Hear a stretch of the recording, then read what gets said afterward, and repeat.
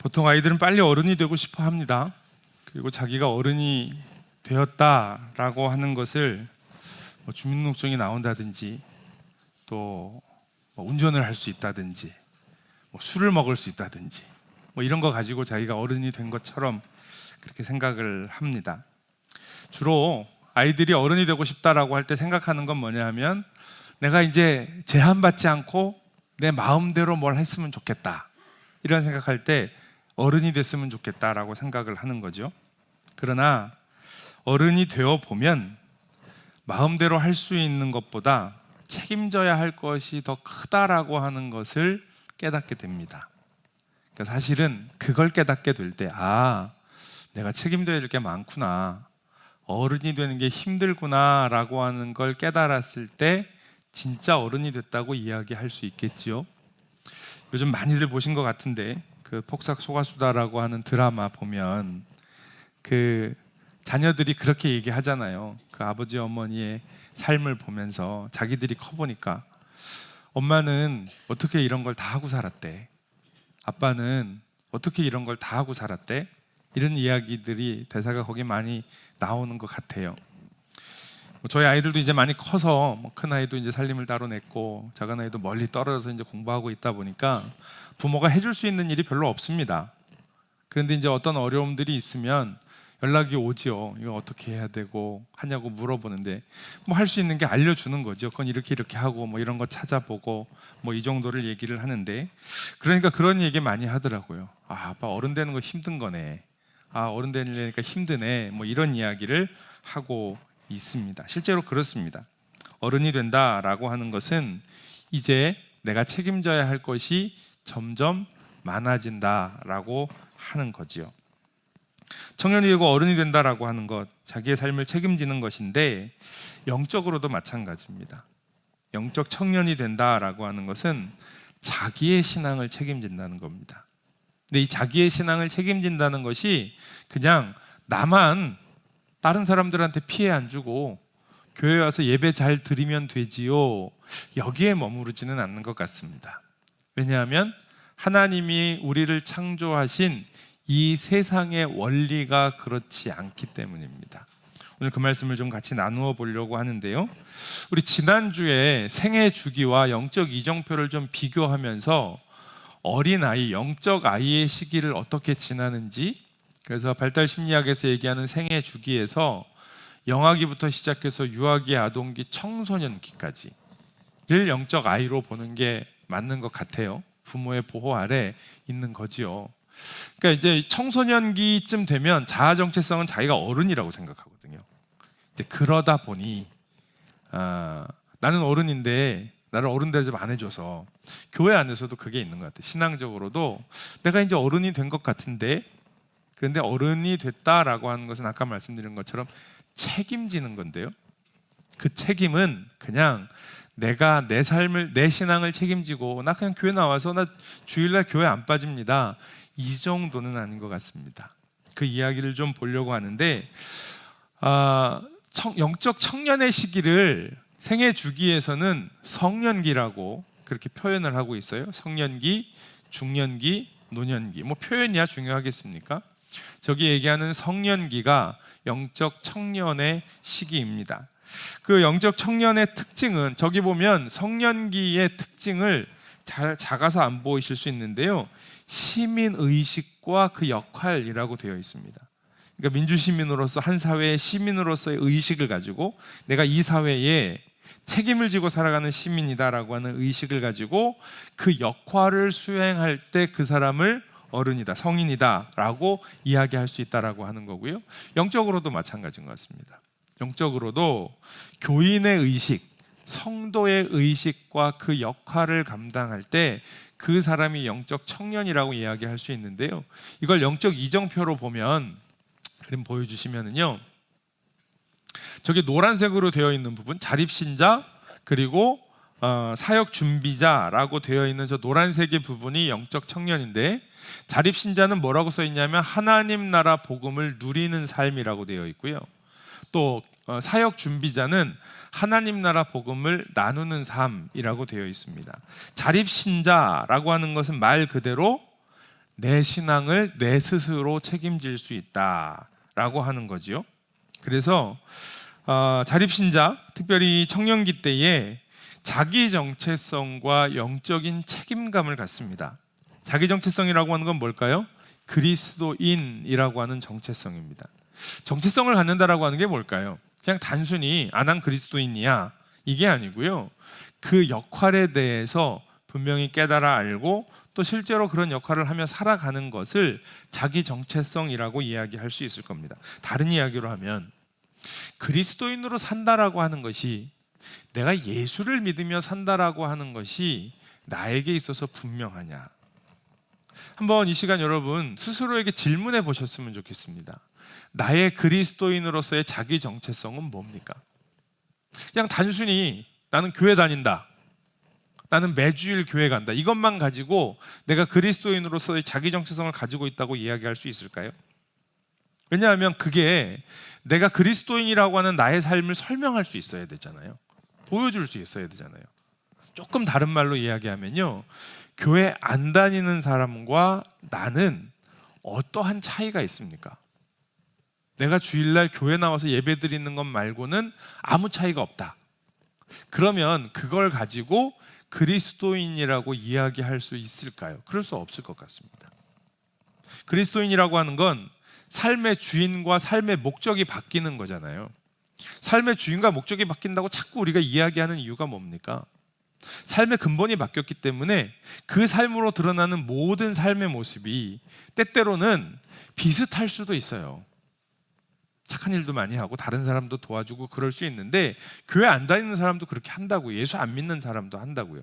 근데 무슨 차이가 있냐고요. 그러니까 신앙은요, 그냥 단순하게 내가 교회 와서 매주일 안 빠지고, 내가 주일은 그래도 안 빠집니다, 아니면 교회 나오는 횟수가 이렇게 많습니다라는 것에 머무르지 않습니다. 그것을 통해서 내가 살아가는 삶의 목적, 방향, 혹은 삶의 이유, 이런 것들이 선명해지고 명확해지는 거죠. 그게 자기 정체성입니다. 그런데 그리스도인들이요, 자기 정체성 이걸 모르는 경우가 많아요. 교회도 그렇습니다. 교회가 무엇인지를 잘 모르는 경우가 많습니다. 한국 교회가 지금 여러 가지 어려움을 겪고 있습니다. 왜 그럴까요? 교회가 뭔지를 몰라서 그래요. 성도가 그리스도인으로 사는 게 뭔지를 몰라서 그래요. 여러분, 교회는 한 가지만 말씀드리면요, 교회는 스스로 살아남기 위해 노력하는 곳이 아닙니다. 교회가 스스로 살아남으려고 몸부림치는 순간 교회는 망합니다. 지금까지 교회의 모습이 그겁니다. 왜요? 예수님이 그렇게 사셨거든요. 예수님은 자신을 다 내어주셨어요. 자기가 살려고 안 하셨어요. 그래서 예수님이 그리스도이신 거예요. 교회도 마찬가지입니다. 그러니까 여러분, 이 정체성을 잃어버리면 교회가 살아남으려고 노력해요. 당장 우리 교회 살아야지, 당장 우리 교회 교인들 뭐 먹어야지, 아니면 우리 교회 뭐 해야지 라고 하는 것에 묶이고, 어떻게 하면 우리 교회가 유지할 수 있을 건가? 그러니까 사람을 모아야 돼. 그러니까 다른 교회 다니는 사람이라도 일단 불러와야 돼. 왜? 우리 교회가 유지해야 되니까. 이건 교회가 망하는 거예요. 그게 아닙니다. 하나님의 나라를 위하여, 그리고 하나님께서 우리에게 주신 삶을 위하여 끊임없이 우리를 내어줄 때, 우리를 살리신 예수 그리스도의 생명이 교회를 살리는 겁니다. 그리스도인도 마찬가지입니다. 끊임없이 나의 삶을 내어줄 때 그리스도의 생명이 나의 인생을 살리는 겁니다. 그 예수님이 십자가에서 보여주신 그분의 희생과 그분의 사랑, 우리가 이 사순절 기간에 묵상하는 거죠. 그러니까 그렇게 자기 정체성을 분명하게 가질 수 있으면, 이걸 깨달아 알면요, 이게 몸에 익지 않으면 쉽지 않습니다. 그러니까 이걸 이제 훈련해 가는 것이 영적 청년의 삶입니다. 그리고 자기 정체성이 분명해지면 영적인 책임감을 갖게 됩니다. 내가 내 스스로 자기의 신앙을 책임지는 것, 이게 먼저 필요해요. 그래서 뭐가 부족한지를 스스로 알고요, 또 스스로에게 그런 것들을 공급하고 훈련할 수 있는 겁니다. 자기의 문제를 파악하고 또 필요하면 도움을 요청할 수도 있어요. 영적인 어린아이는요, 자기가 필요한 거 자기가 스스로 다 못합니다. 부모님한테 해달라고 하죠. 아예 영적인 영아나 유아 같은 경우는 뭐가 필요한지도 몰라요. 자기가 배가 고픈지 뭔지 몰라요. 그냥 불편한 거예요. 그러면 얘기하는 거죠. 그걸 칭얼댄다고 얘기하는 겁니다. 처음 신앙생활 시작할 땐 그럴 수 있어요. 내가 뭐가 뭔지 모르겠어요. 교회 열심히 다니는데 주일날 교회 갔는데 근데 요즘 뭐 별로 은혜도 없는 것 같고, 처음 교회 갔을 때는 얼마나 은혜가 풍성하냐고요. 처음 예수 믿을 때 막 기도하면 하나님이 다 들어주셔요. 교회 가면 사람들이 다 나만 사랑해 주는 것 같아요. 얼마나 좋아요. 근데 점점 신앙생활을 하다 보면 어떻게 돼요? 교회 다니는 사람들이 내가 처음 생각했던 거하고 다르네. 이 사람들이 이제 슬슬 나를 이용해 먹으려고 하네. 자꾸 뭐 시키네. 점점 힘들어지네. 성장하지 않으면 그렇게 되는 거예요. 영적으로 계속 잘 성장하면 이게 나를 향한 사랑이구나. 그리고 내가 이 과정을 통해 하나님의 나라를 더 많이 알고 누리게 되고 그렇게 되는 거구나 라고 하는 것을 배워가는 거죠. 그래서 복음을 누리는 것뿐만이 아니라 그 복음을 나누고 전하는 것까지요. 복음을 누리는 사람은 복음을 나누고 전하게 됩니다. 오늘 결론이 그건데요. 내가 영적 청년인가를 알기 위해서 스스로 확인해 볼 수 있는 기준은 뭐냐 하면, 나는 복음을 전하고 싶어 하는가. 여러분, 이 이야기는 그냥 단순히 난 전도대야, 아니면 나 어디 선교할 거야, 뭐 이렇게 하는 것 아닙니다. 그 중요합니다. 그 자체가 의미 없다는 말씀은 결코 아닙니다. 그런데 그렇게 하는 이유, 내가 전도를 하고 선교를 하는 이유, 그것이 내가 알고 내가 누리고 있는 이 생명, 하나님 나라의 복음을 그에게도 전하고 싶어하는, 그게 우리 주일학교 아이들이 되었든 자녀들이 되었든 신우들이 되었든 또 예하부대에 있는 교회 성도들과 그 신우들이 되었건, 우리 옆집 사는 사람이건 동기이건 간에 저 힘들고 어려운 삶에서 일어나야 되는데, 근데 나는 이미 그걸 경험했는데, 하나님 나라의 복음, 그 생명이 내 안에 있는데 이걸 전하고 이걸 알게 되면 저 사람의 삶도 일어날 텐데, 분명히 그럴 텐데, 그럼 전해야죠. 알아들을 수 있게, 이 복음을 먹을 수 있게, 이 생명을 누릴 수 있게 전해야죠. 그럼 방법을 찾아야죠. 모르면 배우죠. 그게 영적 청년의 삶입니다. 그게 성도의 역할이 되는 거예요. 사역 준비자라고 하는 건 그걸 준비하는 걸 얘기하는 거예요. 뭐 내가 어느 부서에 봉사하기 위해서 뭐를 준비해야 돼, 이 얘기가 아니고요. 이 모든 봉사는 이 하나님 나라의 복음을 전하고 나누기 위한 봉사이고 준비라고 하는 겁니다. 이 하나님 나라의 복음을 누리는 삶이라고 하는 거는요, 그래서 내가 하나님 나라에 속했다는 것, 내가 그리스도 안에서 살아간다는 것이 얼마나 놀라운 삶인지를 배우고 경험하고 누리기 시작하는 것을 이야기하고 있는 겁니다. 이건 종교적인 의무로 억지로 감당하듯이요. 내 교회 왔어요.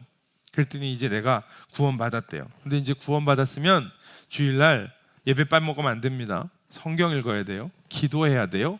이렇게 이야기하는 종교적인 의무를 감당하면서 할 수 있는 것이 아니라고 하는 거예요. 그렇게 되면 처음엔 됩니다.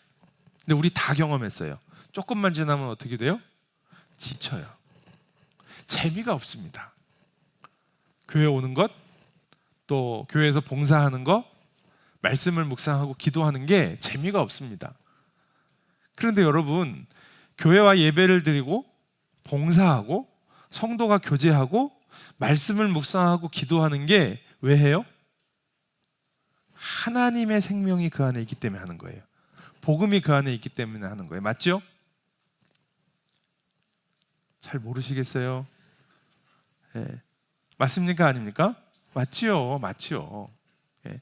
잘 모르겠는데 내가 천국 가려면 이거 해야 돼, 이게 아니란 말이에요. 그 안에 생명이 있기 때문에 이 생명을 더 풍성하게 누리려고 이걸 하는 거예요. 그러면 천국 가는 거예요. 그리고 이 땅에서도 천국을 누리는 거예요. 그래서 그걸 하는 건데, 그 안에 있는 생명이 무엇인지를 누리지 못한다면 어떻게 그걸 전할 수 있겠어요? 어떻게 그런 삶을 계속 살아갈 수가 있겠느냐고요. 여러분, 우리가 이 하나님 나라의 복음을 풍성하게 누리는 삶이 되기를 간절히 축원합니다. 매주일 교회 오는 게 기대가 되고요. 또 예수 믿는 사람 만나는 것, 교회 안에서 성도들 만나는 게 기대가 돼요. 거기에 갈등이 있을 수도 있고요, 좀 마음 상하는 것도 있을 수 있고요, 부족함과 실수가 있을 수도 있어요. 그런데 그걸 회복하시는 하나님의 은혜가 뭔지를 아니까 그것조차 기대가 되는 거예요. 이게 하나님 나라 복음을 누리는 삶입니다. 그렇게 하기 위해서요, 우리는 하나님 안에서 날마다 훈련해야 합니다. 오늘 본문 말씀 디모데전서의 말씀을 읽었는데, 여러분, 디모데전서는 디모데에게 쓴 편지입니다. 디모데전서가 있고 디모데후서가 있고요, 그 다음에 디도서가 있습니다.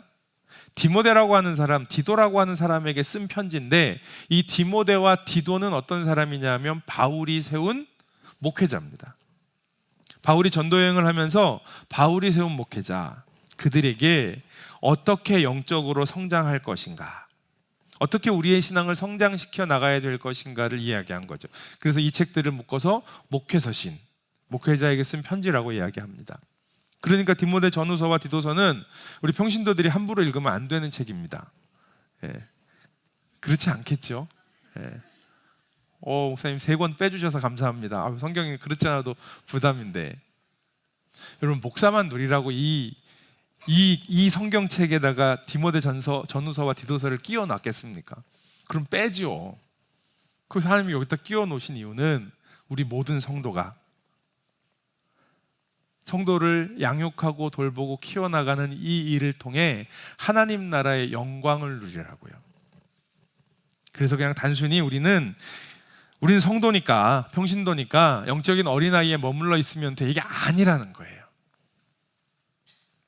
영혼이 커나가는 것을, 그래서 영적인 청년으로, 영적인 부모로, 영적인 어른으로 살아가야 한다라고 하는, 그 축복을 누리라고 하시는 거예요.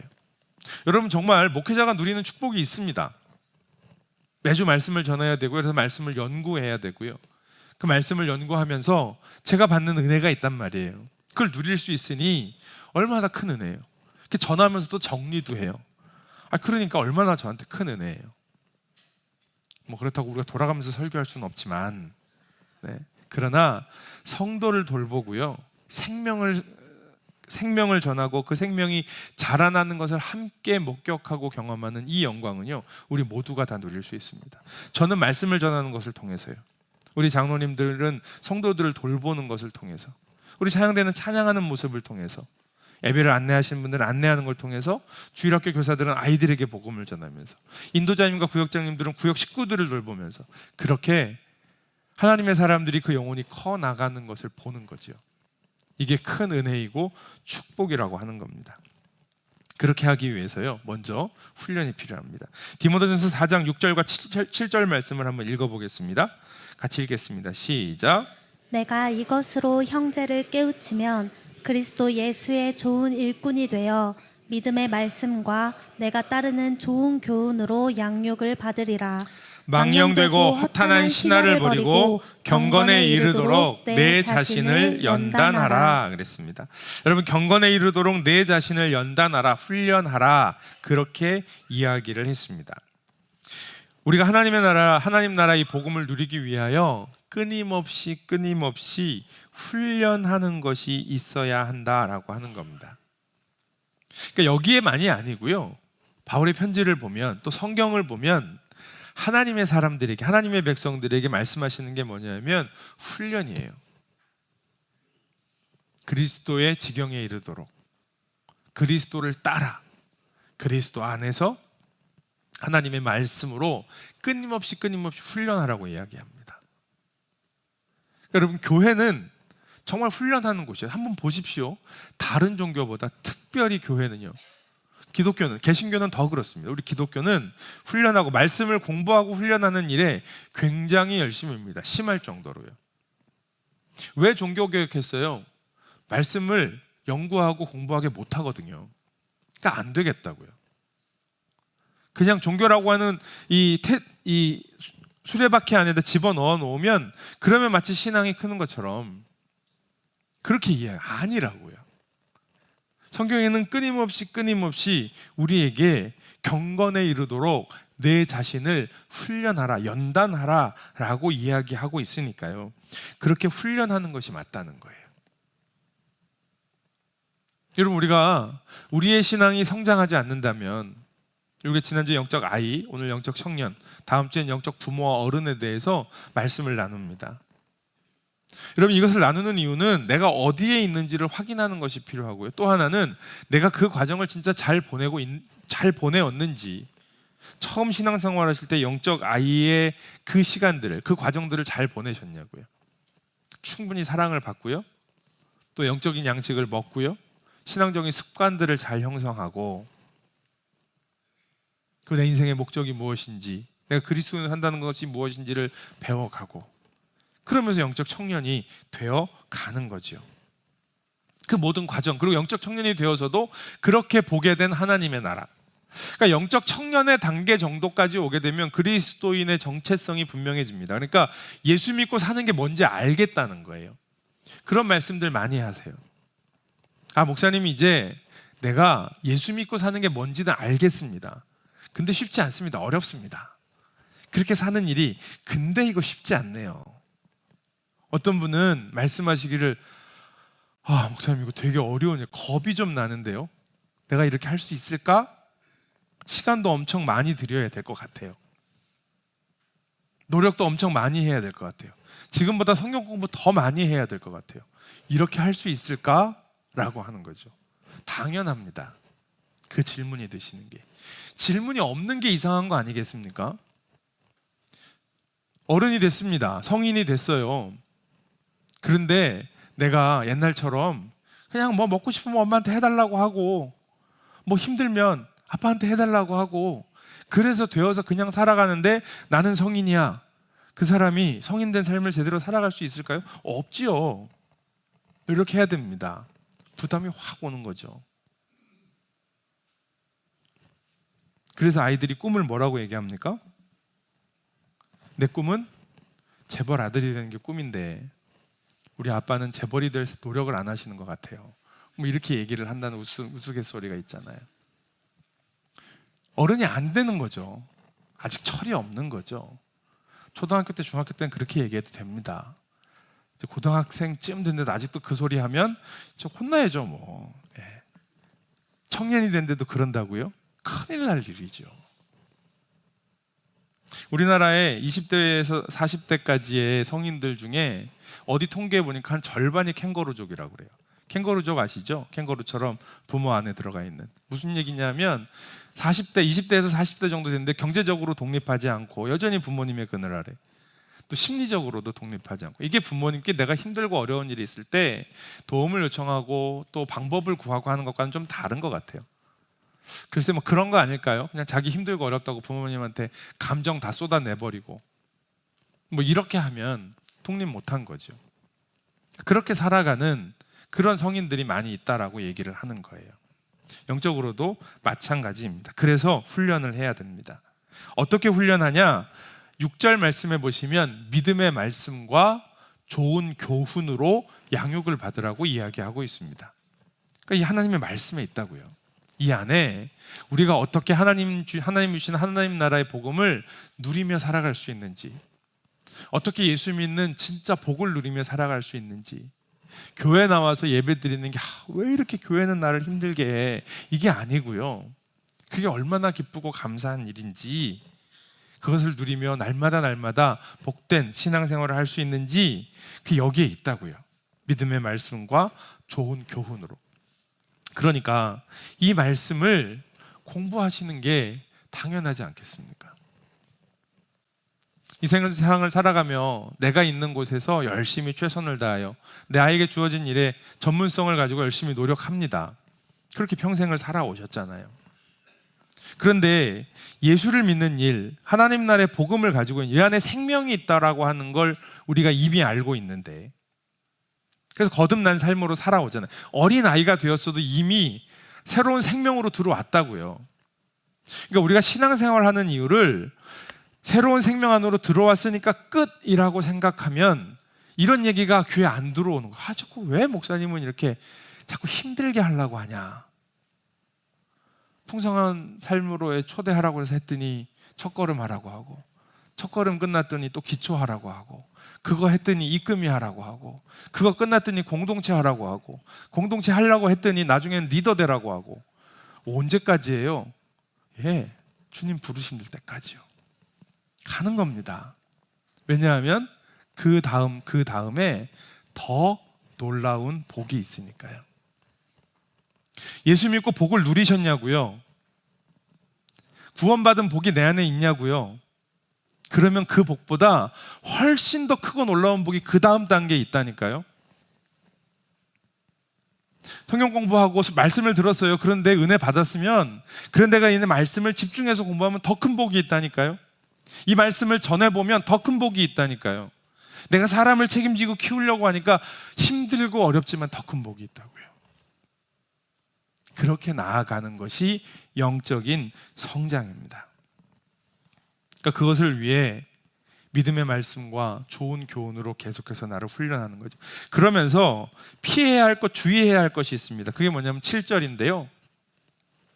망령되고 허탄한 신화를 버리고 라고 이야기했습니다. 경건에 이르도록 연습하는데 그러기 전에 망령되고 허탄한 신화를 버리라. 이 망령되고 허탄한 신화라고 하는 게 뭐냐면, 망령되다라고 하는 거는요, 신앙을 가장한 어리석인 이야기를 얘기하는 겁니다.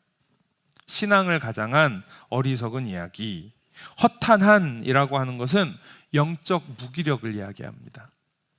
무슨 얘기냐면, 여러분, 신앙을 가장한 어리석은 이야기가 뭐 있을까요? 이런 거 있습니다. 힘들고 어려운데 하나님을 알아요. 이제 알기 때문에 뭐라고 얘기하냐면, 하나님께서 알아서 하시겠지. 신앙이에요. 틀리지 않아요. 그런데 그 어려움을 주실 때 하나님께서 어떻게 하라는 거예요? 내가 어떤 것을 변화해야 되는지, 어떤 것을 순종해야 되는지, 어떤 것을 깨닫고 배워야 하는지를 깨달아 알아야지요. 여러분, 그냥 내가 지금 고난 가운데 있어요. 그런데 하나님께서 이 고난을 지나가게 하실 거예요. 그리고 지나갔어요. 그럼 끝이에요. 이건 뭐예요? 어린아이예요. 애가 배가 고파요. 그럼 어떻게 해요? 엄마가 밥 먹여줘요. 그래서 배 불렀어요. 끝이에요. 이건 뭐예요? 어린아이예요. 영적인 청년이 되면, 어른이 되면 어떻게 돼요? 배가 고파요. 그럼 어떻게 해야 돼요? 나가서 돈 벌어야죠. 아르바이트라도 해야죠. 그래서 자기가 바깥 벌어와서, 그래서 내가 가지고 있는 돈 가지고, 돈이 적으면 어떻게 해요? 알뜰하게 장 봐와서 밥해 먹어야죠. 그거 배우라고요. 그러니까 그냥 하나님께서 알아서 해주겠지. 신앙 맞지요? 하나님께서 해주십니다.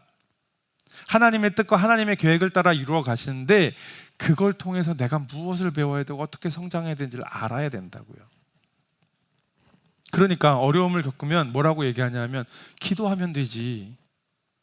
맞습니다. 이게 신앙이에요. 근데 신앙을 가장한 어리석은 이야기는 뭐냐 하면, 기도를 어떻게 할 건데요?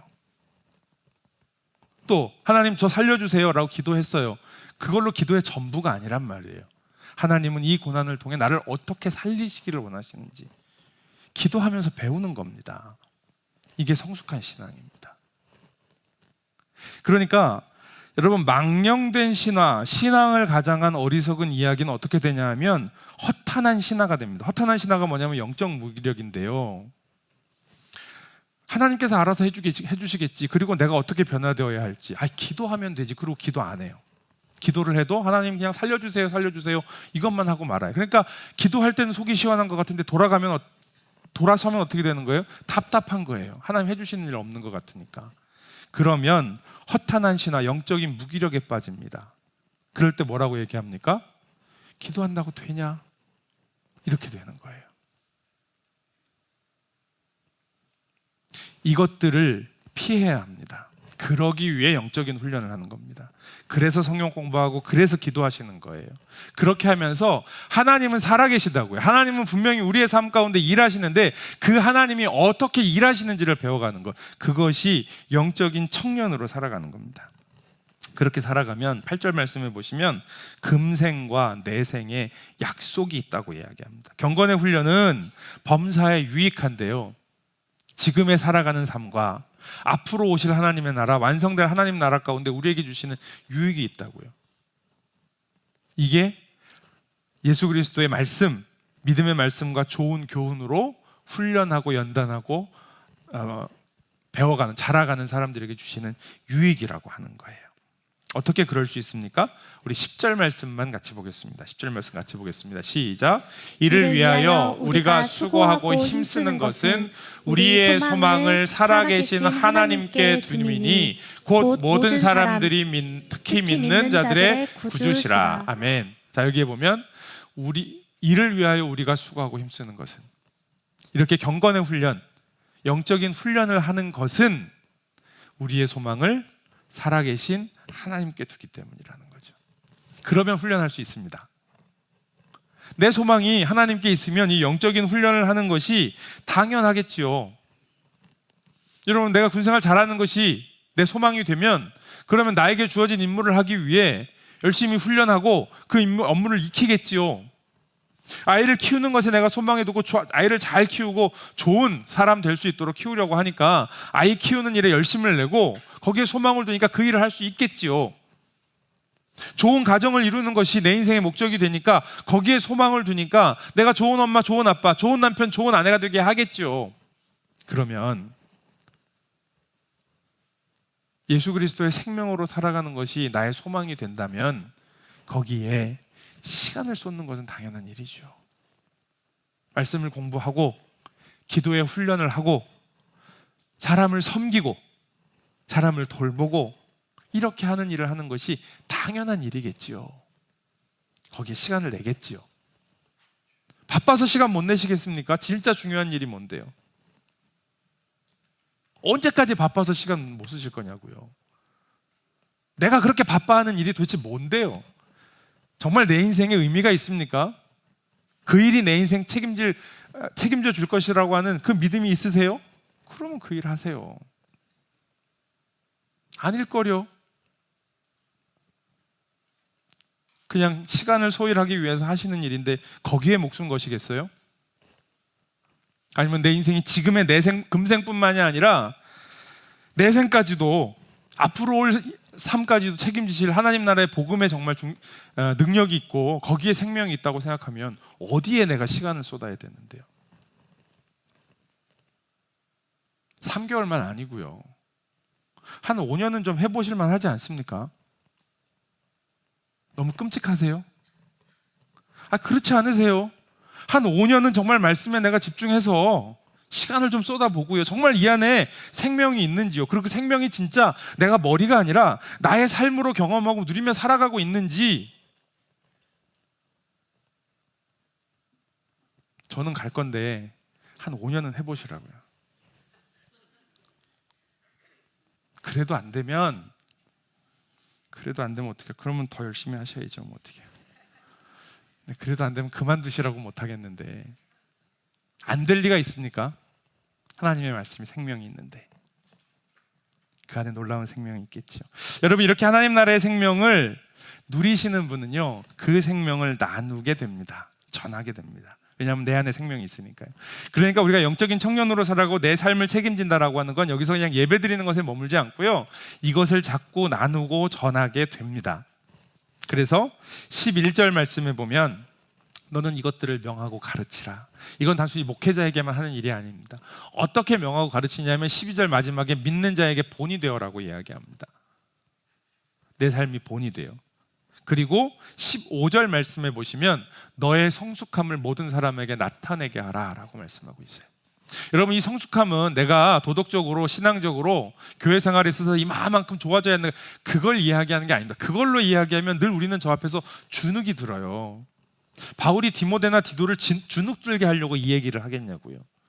그런데 그것보다 더 중요한 게 뭐냐면 하나님 나라의 복음 앞으로 나아가는 과정입니다. 그게 하나님 나라의 복음을 나누고 전하는 가장 중요한 통로이고 방법이 된다는 거예요. 여러분, 엄청 영적으로 대단한 위대하신 분은요, 그냥 보고 존경하는 거예요. 대단하시다. 은혜 받는 거예요. 근데 진짜 우리의 삶을 변화시키는 건 누구예요? 나하고 비슷한 내 옆에 있는, 나하고 비슷한 삶을 살았는데 저 사람은 바뀌었대요. 저 사람도 가정이 되게 힘들었는데 하나님을 만나고 나더니 저 가정이 변화됐대요. 나처럼 똑같이 힘들고 어려운 삶을 살았는데 저 사람 바뀌었대. 어떻게 그렇게 됐는데? 아직 멀었어요. 그런데 바뀌었대요. 그러면 따라가는 거예요. 그게 바로 믿는 자에게 본이 되는 것이고요, 우리의 성숙함을 모든 사람에게 나타내는 겁니다. 여러분, 이렇게 이 하나님 나라의 복음을 나눌 수 있는 우리가 되기를 바랍니다. 그러기 위하여 필요한 건 내가 하나님 나라의 복음을 누리는 겁니다. 그러니까 영적인 청년은 이렇게 하나님 나라의 복음을 충분히 누리고요, 그리고 그 복음을 나누는 사람, 이 영적인 청년입니다. 그게 전도 아니겠어요? 그게 선교 아니겠어요? 그렇게 하는 겁니다. 그러니까 전도와 선교한다는 건 그냥 전도대 한다, 또 군선교 한다, MCF 한다, 중요하죠. 그런데 그 안에서 뭘 하는 거냐 하면 생명을 살리는 일을 하는 거예요. 하나님 나라 복음의 생명이 나를 살린 걸 내가 아니까, 그렇게 해서 지금 이렇게 살아가고 있으니까 이제 이 생명을 내가 전하는 거죠. 그게 영적인 청년이 되는 거예요. 그리고 이제 그렇게 하다 보면 내가 책임지고 살려야겠다.